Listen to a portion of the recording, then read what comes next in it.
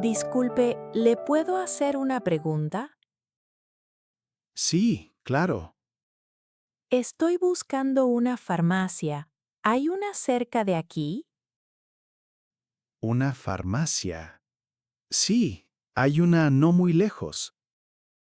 ¿Está lejos? No, está muy cerca, como 5 minutos caminando. Está bien. ¿Y hacia dónde voy? Siga derecho por esta calle. Derecho. Entendido. Luego, en el semáforo, doble a la derecha.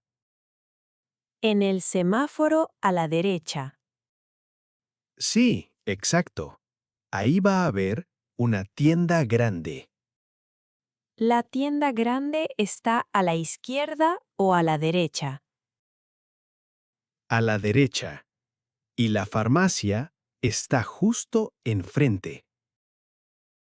Enfrente de la tienda. Bien, ya entendí.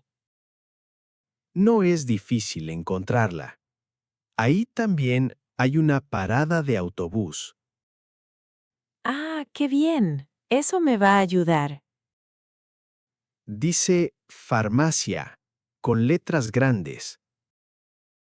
Perfecto. Muchas gracias. De nada, que le vaya bien. Espere, ¿cómo se llama esta calle? Es la calle Morelos. Morelos. Ya lo tengo. Gracias otra vez. Que esté bien. Igualmente. Hasta luego. Derecho, luego a la derecha. Bien.